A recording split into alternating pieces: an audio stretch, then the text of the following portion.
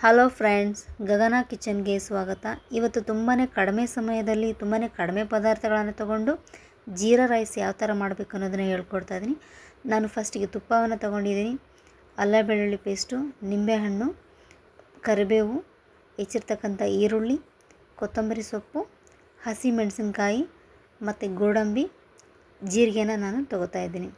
ಫಸ್ಟಿಗೆ ನಾನು ಬಾಣಲಿಗೆ ತುಪ್ಪವನ್ನು ಹಾಕಿ ಅದು ಕಾದ ನಂತರ ಗೋಡಂಬಿಯನ್ನು ಹಾಕ್ತಾಯಿದ್ದೀನಿ.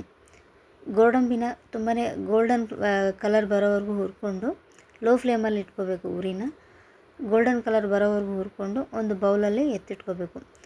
ನಾವು ಈ ಜೀರಾ ರೈಸನ್ನು ಮಾಡಬೇಕಂತಂದರೆ ಅನ್ನ ತುಂಬಾ ಉದುರಾಗಿರಬೇಕು, ತುಂಬಾ ಗಟ್ಟಿಯಾಗಿಯೂ ಇರಬಾರ್ದು, ತುಂಬ ಮೆತ್ತಗಾಗಬಾರ್ದು, ಯಾಕಂದರೆ ಟೇಸ್ಟ್ ಬರೋಲ್ಲ ಅನ್ನ. ಸೊ ನೆಕ್ಸ್ಟು ನಾವು ಬಾಣಲಿಗೆ ಎಣ್ಣೆನ ಹಾಕ್ಕೋತಾ ಇದ್ದೀನಿ. ಎಣ್ಣೆ ಹಾಕಿದ್ಮೇಲೆ ಸ್ವಲ್ಪ ಜೀರಿಗೆ ಹಾಕಿದ್ಮೇಲೆ ಅದಾದಮೇಲೆ ಹಸಿಮೆಣಸಿನ್ಕಾಯಿ ಹಾಕ್ಕೋಬೇಕು. ಹಸಿಮೆಣಸಿನ್ಕಾಯಿ ಸ್ವಲ್ಪ ಫ್ರೈ ಆದಮೇಲೆ ಈರುಳ್ಳಿನ ಹಾಕ್ಕೋಬೇಕಾಗುತ್ತೆ. ಈರುಳ್ಳಿ ಹಾಕ್ಕೊಂಡು ಚೆನ್ನಾಗಿ ಫ್ರೈ ಆದಮೇಲೆ ಸ್ವಲ್ಪ ಅಲ್ಲ ಬೆಳ್ಳುಳ್ಳಿ ಪೇಸ್ಟು.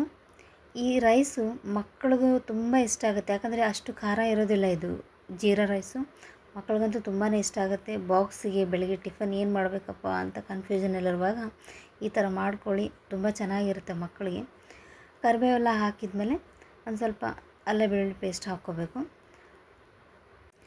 ಈ ಜೀರಾ ರೈಸ್ಗೆ ಗೋಡಂಬಿ ಎಷ್ಟು ಜಾಸ್ತಿ ಹಾಕ್ತೀವೋ, ತುಪ್ಪ ಜೀರಾ ಎಷ್ಟು ಜಾಸ್ತಿ ಹಾಕ್ತೀವೋ ಅಷ್ಟು ಚೆನ್ನಾಗಿರುತ್ತೆ. ಪ್ಲೀಸ್ ನಮ್ಮ ಚಾನಲ್ನ ಸಬ್ಸ್ಕ್ರೈಬ್ ಮಾಡಿ, ಲೈಕ್ ಮಾಡಿ, ಶೇರ್ ಮಾಡಿ. ಇದೆಲ್ಲ ಫ್ರೈ ಆದಮೇಲೆ ನಾವು ಮಾಡಿರ್ತಕ್ಕಂಥ ಅನ್ನವನ್ನು ಅದರೊಟ್ಟಿಗೆ ಸೇರಿಸ್ಬೇಕು. ನಾನು ಆವಾಗೇ ಹೇಳಿದೆ, ನಾನು ಅನ್ನ ತುಂಬಾ ಉದುರಾಗಿರಬೇಕು. ಉದುರಿದ್ದಷ್ಟು ತುಂಬಾ ಟೇಸ್ಟ್ ಬರುತ್ತೆ ರೈಸು. ಎಲ್ಲ ಮಿಕ್ಸ್ ಮಾಡಬೇಕು.